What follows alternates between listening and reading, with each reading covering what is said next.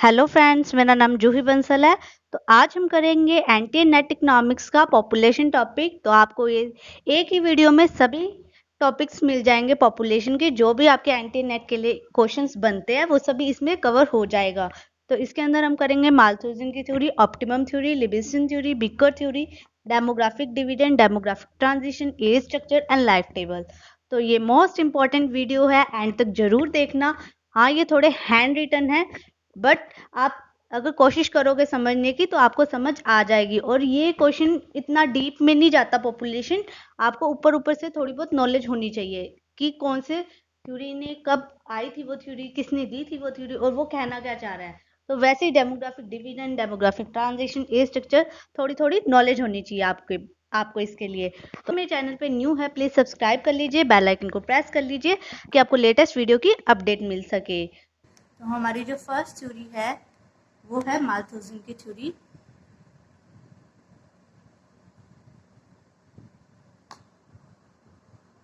माल्थूजिन theory of population.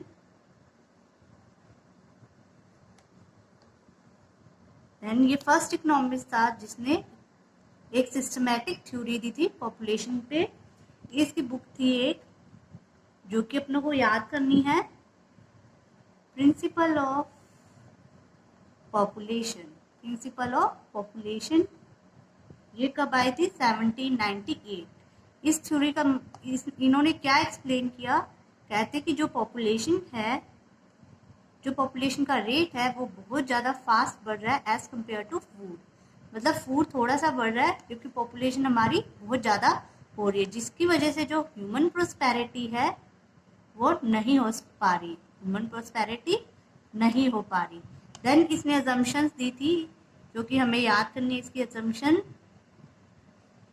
तो इसकी first assumption थी सेक्सुअल डिजायर, मतलब एक नेसेसिटी है जिसकी वजह से पॉपुलेशन इंक्रीज हो रही थी। सेकंड है हमारे ग्रेटर पोटेंशियलिटीज। ग्रेटर पोटेंशियलिटीज किसकी? प्रोड्यूस करने की, चाइल्ड प्रोड्यूस करने की। देन थर्ड आ जाती है पॉजिटिव कोरिलेशन। पॉजिटिव कोरिलेशन होता है पॉपुलेशन में एंड लिविंग स्टैंडर्ड में। मतलब जैसे जैसे लिविंग बढ़ेगा, लिविंग स्टैंडर्ड बढ़ेगा, वैसे वैसे पॉपुलेशन इंक्रीज होगी। देन फोर्थ इसका पॉइंट आ जाता है डिमिनिशिंग रिटर्न अप्लाई होता है एग्रीकल्चर में, जिसकी वजह से भी पॉपुलेशन बढ़ती है। तो ये माल्थूस ने बताया था। देन माल्थूस ने सजेस्ट किया था 2 चेक्स। क्या सजेस्ट किए थे? 2 चेक्स। तो एक था प्रिवेंटिव चेक, एक था पॉजिटिव चेक। तो जो प्रिवेंटिव चेक में उसमें आ जाती है लेट मैरिज, सेलिबेसी। सेलिबेसी मतलब नो मैरिज, ठीक है। पॉजिटिव में आ जाते हैं वार, अर्थक्वेक, ड्रॉट, फ्लड एक्सेट्रा। तो इससे हम पॉपुलेशन को कंट्रोल कर सकते हैं। तो ये थी माल्थूस की थ्योरी। देन हम सेकंड थ्योरी करते हैं ऑप्टिमम की थ्योरी, ऑप्टिमम पॉपुलेशन थ्योरी। तो ये थ्योरी जो है ये फेमस कैसे हुई थी, ये किसने दी थी? एडविन कैनन ने दी थी, ठीक है। एडविन कैनन ने दी थी। देन इसके मोर कंट्रीब्यूटर भी है, मतलब इस पर बहुत ज़्यादा लोगों ने इसको पॉपुलराइज करने के लिए इसमें कंट्रीब्यूट किया था। कंट्रीब्यूटर है इसके जैसे कि रॉबिन्स है, देन डाल्टन है, कार्ल्स और एंडर्स है, बॉल्डिंग है। तो ये आपको नाम याद रखने हैं, तो पेपर में पूछ लेते हैं कि ऑप्टिमम की थ्योरी किसने दी थी। देन एक सिडविक है जिनकी बुक भी है एक प्रिंसिपल ऑफ, जिन्होंने दी थी principle of political economy.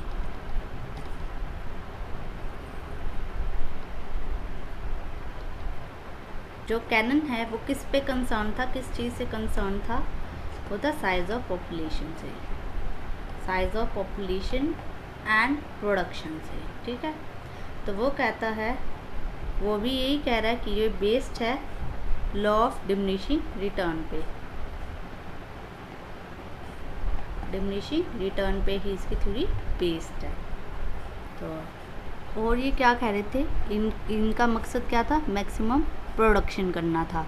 Maximum production कैसे हो गई, आइडल रेशियो का कॉम्बिनेशन करके। आइडल रेशियो में क्या आते हैं, जैसे कि लेबर, कैपिटल, मशीनरी, तो इन सारों का आइडल रेशियो में यूज़ करना है ताकि हमारा जो मैक्सिमम प्रोडक्शन है वो हम अचीव कर सके। फिर इन्होंने क्लोज रिलेशनशिप बताया है, क्लोज रिलेशनशिप बताया है किस में, पॉपुलेशन में एंड डेवलपमेंट में, दोनों में, पॉपुलेशन और डेवलपमेंट में बताया। तो उन्होंने पॉपुलेशन को क्या माना है, एज ए लेबर माना है, लेबर माना है, जिसको आइडल रेशियो में लगाना है, आइडल रेशियो में लगाना है ताकि हमें मैक्सिमम प्रोडक्शन हो सके, ठीक है, और पॉपुलेशन इंक्रीज होते जाए। तो मैक्सिमम प्रोडक्शन कब होएगी, जब पॉपुलेशन इंक्रीज होगी, तब हमारी प्रोडक्शन भी मैक्सिमम होगी। बट जब मैक्सिमम प्रोडक्शन अचीव होने के बाद भी पॉपुलेशन अगर इंक्रीज होती जाएगी तो वो क्या हो जाएगा, ओवर पॉपुलेटेड, और वो अपना ऑप्टिमम लेवल से डिस्टर्ब हो जाएगा जो भी पॉइंट है। तो हम फिगर देख लेते हैं। जैसे कि ये फिगर ऐसे होती है, तो ये यहाँ पे होता है, ये है हमारा ऑप्टिमम लेवल, ठीक है, ये है अंडर पॉपुलेटेड और ये है ओवर पॉपुलेटेड, ठीक है। तो ये यहाँ पे हमारी पॉपुलेशन है, यहाँ पे हमारी इनकम है, ठीक है। तो जैसे जैसे पॉपुलेशन बढ़ेगी, ठीक है, पॉपुलेशन बढ़ रही है तो हमारी क्या हो रही है, मैक्सिमम प्रोडक्शन हो रहा है। बट जैसे ही पॉपुलेशन यहाँ पे आ जाएगी, रीच हो जाएगी, तो ओवर पॉपुलेटेड शुरू हो जाएगा, ठीक है। फॉर्मूला है जो कि आपको याद करना है, डेल्टन का फॉर्मूला, अंडर और ओवर पॉपुलेशन निकालने का ही फॉर्मूला है A minus O by O. A मतलब एक्चुअल पॉपुलेशन, ठीक है, O मतलब ऑप्टिमम पॉपुलेशन, तो ये भी याद रखना है। तो देन आती है थर्ड हमारी लेविस्टन की थ्योरी।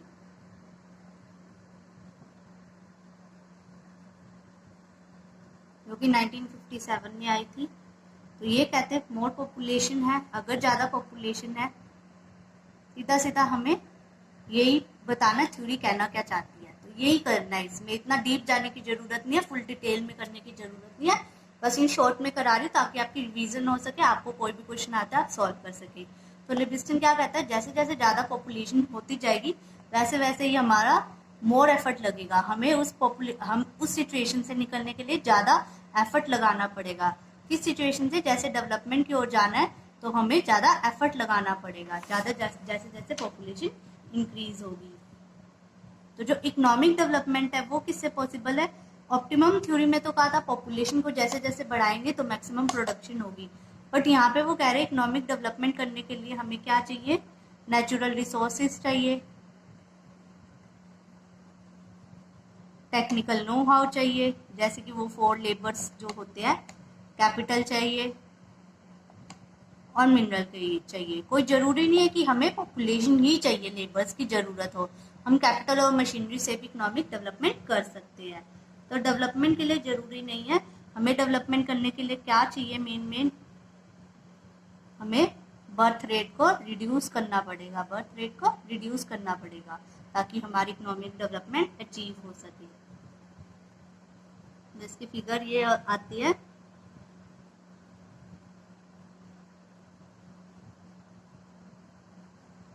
तो ये जो है ये इनकम है और ये पॉपुलेशन है। तो जैसे जैसे हमारी पॉपुलेशन इंक्रीज हो रही है हमारी इनकम इंक्रीज होगी, तो हमें क्या करना है, पॉपुलेशन कम करनी है, जैसे जैसे पॉपुलेशन कम होगी हमारी डेवलपमेंट भी बढ़ेगी। तो यहाँ पॉइंट पे ये आ जाएगा कि हमारी इनकम और डेवलपमेंट इक्वल है, तो ये हमारा क्रिटिकल मिनिमम पॉइंट है। अगर हम इस लेवल पे है या हम पीछे कोई लेवल पे है यहाँ पे जहाँ, तो ये हमारा क्रिटिकल मिनिमम पॉइंट आ गया। तो फोर्थ थ्योरी आ जाती है हमारी बैकवर्ड्स थ्योरी, तो ये भी इम्पोर्टेंट है। ये थ्योरी किसने दी थी, कब आई थी, वो ये क्या कह रही है, ये 1960 में आई थी, गैरी बिकर ने दी थी, ठीक है। ये इसने फर्टिलिटी का बताया था कि इन्होंने क्या लिया, जो फर्टिलिटी है, फर्टिलिटी मतलब जो बर्थ रेट है, जो पॉपुलेशन इंक्रीज हो रही है, प्रोड्यूस हो रही है जो चाइल्ड, उन्होंने फर्टिलिटी को क्या माना है, एक गुड माना है, कंज्यूमर गुड है।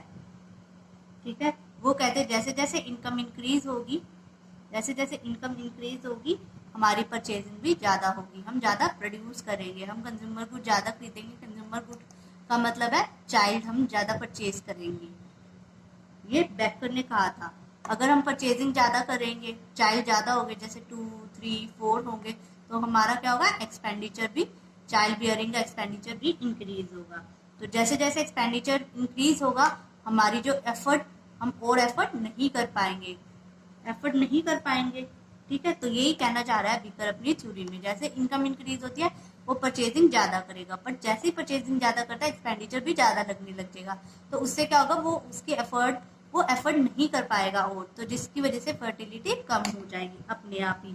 तो वो क्या प्रेफर करेगा, वो हाई इनकम है तो उसको हाई क्वालिटी चाहिए, और उसको लो क्वांटिटी चाहिए, high quality and low quantity. तो सीधा सीधा ये याद रखना है उसको, अगर हाई इनकम है तो हाई क्वालिटी चाहिए, और लो क्वांटिटी, क्वांटिटी मतलब उसको 2 चाइल्ड चाहिए या 3, वो उसके एक्सपेंडिचर पे डिपेंड करता है। तो नेक्स्ट आ जाता है हमारा डेमोग्राफिक डिविडेंड।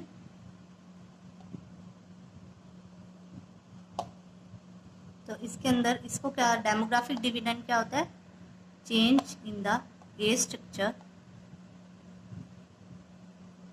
Of population. तो आप मेरी राइटिंग पे मत जाना, आप सिर्फ टॉपिक पे फोकस करो और इसकी एक्सप्लेनेशन पे फोकस करो। तो डेमोग्राफिक डिविडेंड क्या होता है, change in the age structure of population. Age structure जो हमारी वर्किंग पॉपुलेशन है, कौन सी, जो हमारी वर्किंग पॉपुलेशन में चेंज आना। तो वो कह रहे हैं कि हमें फर्टिलिटी को और मोरालिटी को, दोनों को ही क्या करना है, डिक्रीज करना है, ताकि हमारा जो प्रोडक्शन है वो इंक्रीज हो जाए। जैसे ही हमारी वर्किंग पॉपुलेशन इंक्रीज होती है, जैसे हमारी वर्किंग पॉपुलेशन इंक्रीज होती है, तो हमारी जो प्रोडक्टिविटी है वो भी क्या होगी, इंक्रीज होगी, प्रोडक्टिविटी भी इंक्रीज होगी। अगर प्रोडक्टिविटी इंक्रीज होगी तो उससे क्या होगा, पर कैपिटा इनकम भी बढ़ेगी। तो सिर्फ हमें ये ही याद रखना है इसके अंदर। वो कहते हैं अगर ग्रोथ है, वो ग्रोथ कैसे होगी, डेवलपमेंट कैसे होगी, लो डिपेंडेंसी रेशियो से। लो डिपेंडेंसी रेशियो, लो डिपेंडेंसी रेशियो क्या होता है, जो कि 0 से 4 ईयर के बच्चे होते हैं, या फिर 65 अबव जो ओल्ड एज है, जो कि वर्किंग एज ग्रुप पे डिपेंडेंट करते हैं, तो उनकी जो रेशियो अगर कम होगी तो हमारी वर्किंग पॉपुलेशन क्या होगी, इंक्रीज होगी। वर्किंग पॉपुलेशन इंक्रीज होगी तो हमारी प्रोडक्टिविटी इंक्रीज होगी, प्रोडक्टिविटी इंक्रीज होगी तो पर कैपिटा इनकम होगा। तो हमें क्या चाहिए, लो डिपेंडेंसी रेशियो चाहिए, फर्टिलिटी एंड मोर्टेलिटी भी कम चाहिए। तो ये होती है हमारी डेमोग्राफिक डिविडेंड। तो क्वेश्चन आपको यही आएगा, डेमोग्राफिक डिविडेंड में क्या हम देखते हैं, एज स्ट्रक्चर देखते हैं, या जो भी है इसके अंदर कौन सी क्लास के आते हैं, वर्किंग क्लास या किस एज ग्रुप के आते हैं, तो ऐसे क्वेश्चन पूछ लिए जाते हैं। नेक्स्ट करते हैं हम एज स्ट्रक्चर। एज स्ट्रक्चर का मतलब है कैटेगराइज करना, कैटेगराइज करना किसको, पॉपुलेशन को। एज स्ट्रक्चर में कैटेगराइज करना पॉपुलेशन को, किसमें, मेल एंड फीमेल में, कि मेल की रेशियो कितनी है एंड फीमेल की रेशियो कितनी है। तो ये पब्लिक हेल्थ के लिए यूज किया जाता है, ये एक्सपर्ट यूज करते हैं सेंसस निकालने के लिए, या फिर age of person at is her birth पे क्या रेट था, कि फीमेल का कितना हुआ था, मेल का कितना हुआ था। और ये 5 ईयर में ही होता है, 5 ईयर का डाटा लेते हैं, जैसे कि 0 से 4, 5 से 9, 10 से 14। तो ये हमारा इस एज ग्रुप का होता है। और हम इसको एज पिरामिड से भी देख सकते हैं। एज पिरामिड क्या होता है, एक ऐसा एज पिरामिड होता है, ठीक है। तो यहाँ साइड आते हैं मेल, तो यहाँ साइड होते हैं फीमेल। तो ये हमारा एज पिरामिड है। तो एज सेक्स पिरामिड भी कहते हैं, मेल एंड फीमेल की रेशियो जो बताता है। ये जो पिरामिड है इसके अंदर ये क्या बता रहे हैं कि यहाँ पे जैसे 0 से 14 एज है और यहाँ पे 65 अबव रेशियो है, जिसकी वजह से जो वर्किंग एज है ये बन जाती है। ये यहाँ पे बॉर्डर है क्योंकि ये 0 से 14 की है। एक होता है एजिंग, ये भी आपको इसका वर्ड पता होना चाहिए, ageing of population. Ageing of population का मतलब है कि वर्किंग एज की पॉपुलेशन इंक्रीज होना और जो ओल्ड एज है, चाइल्ड है, उसकी एज की रेशो कम होना। तो ये आती है डेमोग्राफिक ट्रांजिशन। तो डेमोग्राफिक ट्रांजिशन क्या बताती है? ये हमारी पॉपुलेशन बताती है कि बर्थ रेट और डेथ रेट कितनी थी। जैसे कि ये 20 ईयर है, ये 40 है, ये 60 है, ये 10-0 है। तो ये हमारी बर्थ रेट है और ये नीचे वाली हमारी डेथ रेट है। तो ये फर्स्ट स्टेज के अंदर क्या थी? हमारी जो बर्थ रेट थी बहुत हाई थी और डेथ रेट भी बहुत हाई थी। मतलब कि जब हमारी पॉपुलेशन बहुत ज़्यादा थी, अंडर डेवलप थी हमारी कंट्री, तो ये वो स्टेज है। एंड सेकेंड स्टेज में क्या हुआ था? पॉपुलेशन बहुत ज़्यादा बढ़ गई थी। यहाँ पे ये गैप देखिए, ये बहुत ज़्यादा था पॉपुलेशन का। ये क्यों हो गया था? जो डेथ रेट है वो डिक्लाइनिंग शुरू हो गई थी, मतलब जो डेथ रेट है वो कम होनी शुरू हो गई थी, बट जो बर्थ रेट है वो एज इट इज सेम ही थी, वो बढ़ ही रही थी। तो ये सेकंड स्टेज को पॉपुलेशन एक्सप्लोजन भी कहते हैं। ऐसा क्यों हुआ था? बर्थ रेट तो वही की वही थी, बट जो डेथ रेट है वो डिक्लाइन होने लग गई थी। डेथ रेट का डिक्लाइन होने का रीजन क्या था? हेल्थ फैसिलिटी उनको मिल रही थी, मतलब हम लोग ज्यादा हेल्थ पे ध्यान देने लग गए थे, जिसकी वजह से जो डेथ रेट है वो कम होने लगी। जो थर्ड स्टेज आ जाती है उसमें जो बर्थ रेट है वो भी डाउन होने लग जाती है। तो बर्थ रेट डाउन होने का क्या रीजन था? Education, awareness, education, awareness, standard of living, लोगों का रहन सहन, इंजॉयमेंट करना, ये सारे इसके पॉइंट्स थे। बट आपको पेपर में सिर्फ यही पूछेंगे कौन सी स्टेज में बर्थ रेट बहुत ज़्यादा थी, कौन सी स्टेज थी पॉपुलेशन एक्सप्लोजन थी, कब बर्थ रेट डिक्लाइन होने लगी।